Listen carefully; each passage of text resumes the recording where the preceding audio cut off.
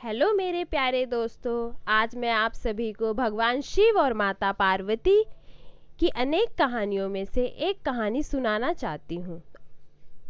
जब महादेव ने ली प्रेम की परीक्षा, पार्वती जी ने कहा विवाह करूंगी तो केवल शिव जी के साथ। दोस्तों, यह कहानी भगवान शिव और माता पार्वती के विवाह से जुड़ी कहानी है और मैं आशा करती हूँ आप सभी ध्यानपूर्वक सुनेंगे। तो चलिए दोस्तों, कहानी को शुरू करते हैं। पार्वती जी को जब भगवान शिव से प्रेम हुआ, बस उन्होंने ठान लिया कि विवाह होगा तो केवल और केवल शिव जी के साथ। लेकिन भगवान शिव को पाना आसान तो नहीं, तो पार्वती जी ने भी ऐसी तपस्या की, तीनों लोग थरथरा गए। सबने लाख समझाया कि तुम राजकुमारी और महादेव है एक योगी बैरागी, किसी सुख सुविधा के बीच नहीं रहते, आखिर तुम उनके साथ कैसे रहोगी। स्वयं भगवान शिव ने भी पार्वती जी की बहुत परीक्षा ली, लेकिन पार्वती जी के प्रेम और तप के आगे आखिरकार भगवान भी हार गए। माता पार्वती ने कठोर तपस्या करके भगवान शिव को अपने पति रूप में पाया है। इतनी कठोर तपस्या ना आज तक किसी ने की है और ना ही आगे भी कोई कर सकेगा। पार्वती जी का मंत्र था कि तपस्या या मेहनत तब तक करनी है जब तक सफलता ना मिल जाए। इसीलिए पार्वती जी सभी मनुष्यों की आदर्श भी हैं। उन्होंने अपनी तपस्या के बल पर ये सिद्ध किया है कि संकल्प, प्रेम, कठिन मेहनत और तप से कुछ भी पाया जा सकता है। कितनी भी बड़ी परीक्षा में सफल हुआ जा सकता है। आदि काल से ही स्त्रियां मन चाहे वर की प्राप्ति के लिए गौरी जी की आराधना करती आ रही हैं। गौरी जी की आराधना से विवाह में आने वाली सभी बाधाएं दूर हो जाती हैं। सभी युगों में जब जब माता लक्ष्मी ने मानव कल्याण के लिए पृथ्वी पर जन्म लिया है, तब तब उन्होंने भगवान विष्णु जी को पति रूप में पाने के लिए माँ गौरी जी की आराधना की है। त्रेता युग में माता सीता हो या द्वापर युग में माता रुक्मिणी, सभी रूपों में उन्होंने माता गौरी जी के आदर से अपने मनचाहे वर की प्राप्ति की। वही पत्नियां अपने पति का प्रेम और अमर सुहाग का वरदान पाने के लिए पार्वती जी का पूजन करती हैं। शिव गौरी का संबंध जन्म जन्मांतर का है, इसलिए देवी सती ने गिरिराज हिमालय के घर पार्वती जी के रूप में जन्म लिया। पार्वती जी का प्रभाव बताते हुए गोस्वामी तुलसीदास जी रामचरितमानस में लिखते हैं कि पार्वती जी के जन्म से संसार में सभी तरह की संपत्तियां और सिद्धियां छा गई। पर्वत की नदियां में पवित्र जल बहने लगा। हिमालय और अनेक तरह के नए नए वृक्ष फूलों और फलों से लद गए और वहां कई तरह की सुंदर मणियों की खानें प्रकट हो गई। पर्वत पर सभी तरह के पशु पक्षी अपनी स्वाभाविक चतुरता भूलकर एक दूसरे के साथ प्रेम से रहने लगे। सब नर नारी, पशु पक्षी और सभी तरह के जीव बड़े आनंद और सुख से रहने लगे। पर्वत पर रोज नए नए मंगल उत्सव होने लगे। पार्वती जी जब बड़ी हुई तो रोज अपनी सहेलियों के साथ भगवान शिव के दर्शन करने के लिए कैलाश चली जाया करती थी। दरअसल वह मन ही मन भगवान शिव से बहुत प्रेम करने लगी थी, लेकिन तब ये बात उन्होंने किसी को नहीं बताई। वही भगवान शिव अपनी योग साधना में ही लीन रहते थे, उन पर किसी बात का कोई असर नहीं होता था।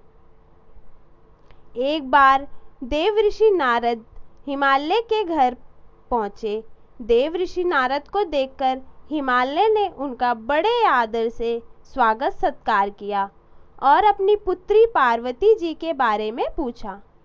उन्होंने नारद जी से कहा कि कृपया आप हमें हमारी पुत्री पार्वती के गुणों, दोषों और विवाह आदि के बारे में बताएं।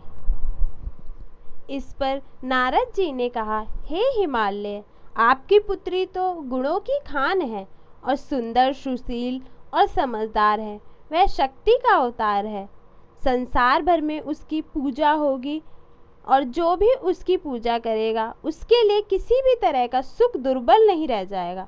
संसार भर की सभी स्त्रियां पार्वती का नाम जपते हुए पतिव्रत धर्म का पालन करने लगेंगी। पार्वती अपने पति की प्रिय होगी और उसका सुहाग अमर रहेगा। अपनी पुत्री की वजह से तुम्हें भी हमेशा यश की प्राप्ति होगी और तुम्हारा सब तरह से कल्याण होगा। बातों ही बातों में नारद जी ने यह भी बताया कि पार्वती जी का विवाह भगवान शिव से होगा। यह सुनकर पार्वती जी बेहद प्रसन्न हुई, लेकिन पार्वती जी के माता पिता सहेलियां आदि बड़ी चिंता में आ गए, क्योंकि उन सबके मन में भगवान शिव की यही छवि थी कि वे एक योगी हैं, सिर पर जटा रखते हैं, पूरी तरह से बैरागी हैं, किसी सुख सुविधा के बीच नहीं रहते, बल्कि सर्प नाग और भूत प्रेतों आदि से घिरे रहते हैं। लेकिन फिर नारद जी ने समझाया कि भगवान शिव ही सर्वशक्तिमान और अत्यंत दयालु हैं। उनका वेश वैसा नहीं है जैसा आप सबको दिखाई देता है। उनके रूप और सौंदर्य के आगे तो करोड़ों कामदेवों की छवि भी फीकी है। सारी मंगल चीजें महादेव से जुड़कर मंगल और शुभ हो जाती हैं। संसार में ऐसा कोई नहीं जिसके स्वामी भगवान शिव ना हो। इंसान के कर्म फल को बदलने की शक्ति भी उन्हीं के हाथों में है।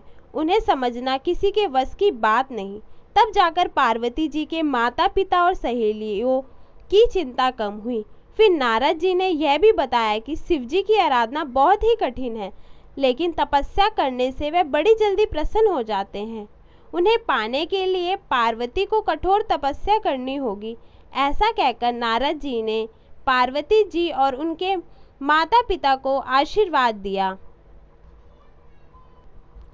नारद जी की बात सुनकर पार्वती जी ने भगवान शिव को पाने के लिए कठिन तपस्या करने की ठान ली। उन्होंने अपने माता पिता को प्रेम से समझाया, मनाया और फिर कठोर तपस्या करने के लिए वन में चली गई। कहते हैं कि पार्वती जी जब तपस्या करने के लिए जाना चाहती थी, तब उनके माता पिता उन्हें इस बात की अनुमति नहीं दे रहे थे। इससे पार्वती जी बहुत दुखी हो गई थी। यह देखकर पार्वती जी की सहेली उनकी सहायता करने के लिए उन्हें अपने साथ वन में ले गई, जहां पार्वती जी ने प्रसन्नता के साथ अपनी तपस्या शुरू कर दी। पार्वती जी ने सभी तरह के सुखों का त्याग कर दिया। उन्होंने भोजन भी त्याग दिया और हजारों सालों तक कठोर से कठोर व्रत किए और केवल भगवान शिव के ही नाम का जप और उन्हीं का ध्यान करती रहीं। उनकी कठिन तपस्या से तीनों लोग डगमगाने लगे। आखिरकार पार्वती जी की तपस्या सफल हुई और आकाशवाणी हुई, हे पार्वती, तुम्हारी तपस्या सफल हुई, तुम्हें भगवान शिव ही मिलेंगे। कृपया अब तुम अपनी ये कठिन तपस्या छोड़ दो। आकाशवाणी सुनकर पार्वती जी बेहद प्रसन्न हुई। नारद जी की सलाह से पार्वती जी की तपस्या सफल हुई थी, इसलिए पार्वती जी ने नारद जी को अपना गुरु मान लिया था। अब भगवान शिव ने पार्वती जी के प्रेम की परीक्षा लेनी चाहिए। इसके लिए उन्होंने सप्तऋषियों को पार्वती जी के पास भेजते हुए कहा, आप लोग पार्वती के पास जाकर उनकी परीक्षा लीजिए और उनके पिता से भी कहिए कि वे पार्वती को घर वापस बुला ले। पार्वती जी को उनके घर भिजवाइए। भगवान शिव जी के कहने पर सप्तऋषि पार्वती जी के पास पहुंचे। उस समय पार्वती जी तपस्या की मूर्ति लग रही थी। सप्तऋषियों ने पार्वती जी के प्रेम की परीक्षा लेने के लिए उनसे भगवान शिव के लिए बड़ी अजीब अजीब सी बातें कही। उन्होंने पार्वती जी से कहा, तुम जिसके लिए इतनी तपस्या कर रही हो वह तो बड़े उदासीन हैं, अजीब सा वेश धारण करते हैं, कपालों की माला पहनते हैं, ना उनका कोई कुल है और ना कोई घर बार, पूरे शरीर पर सांपों को लपेटे रहते हैं। आखिर ऐसा पति मिलने से तुम्हें कौन सा सुख मिलेगा? सप्तऋषियों ने कहा, पहले सती ने भी पंचों के कहने पर भगवान शिव से विवाह किया था और फिर वह जीवित ही नहीं रही। सती जी के जाने के बाद तो अब भगवान शिव किसी बात की चिंता नहीं करते, भीख मांगकर खाते हैं। आखिर हमेशा अकेले रहना पसंद करने वाले पुरुष के साथ कोई स्त्री टिक सकती है क्या? तुम नारद के बहकावे में आ गई हो। आखिर नारद के कहने से किसका घर बसा है?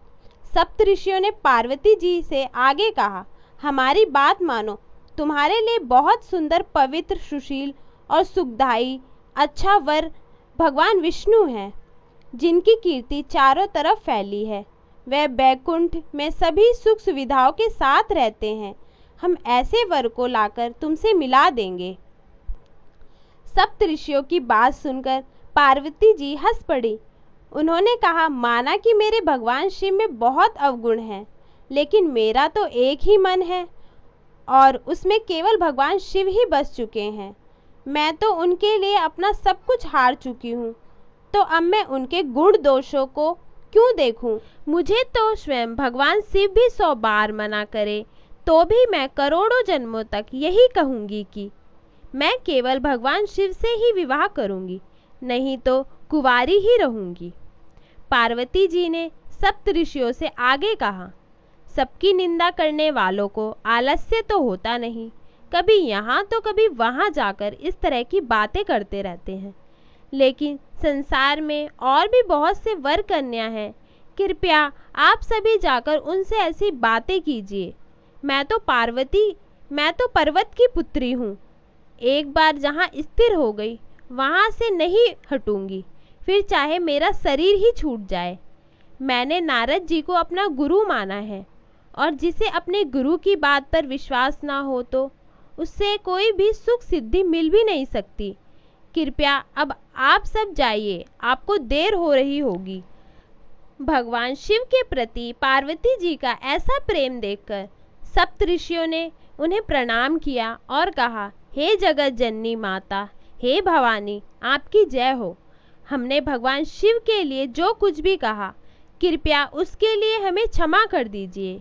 हम तो उन्हीं के कहने पर केवल आपकी परीक्षा लेने आए थे। आप और भगवान शिव समस्त संसार के माता पिता हैं। और इस तरह पार्वती जी हर परीक्षा में पूरी तरह सफल रही। बड़ी धूमधाम से उनका विवाह भगवान शिव जी के साथ हुआ, जिसका साक्षी संसार का हर एक प्राणी बना था। विवाह के बाद पार्वती जी महादेव जी के साथ सुख और आनंद के साथ रहने लगी। तो देखा दोस्तों, माता पार्वती ने भगवान शिव को पति रूप में पाने के लिए कितनी कठोर तपस्या, समर्पण, त्याग किया था, तब जाकर उनको भगवान शिव पति रूप में प्राप्त हुए थे। कहानी आप सभी को कैसी लगी दोस्तों? प्लीज़ कमेंट बॉक्स में कमेंट करके ज़रूर बताना। धन्यवाद मेरे प्यारे दोस्तों।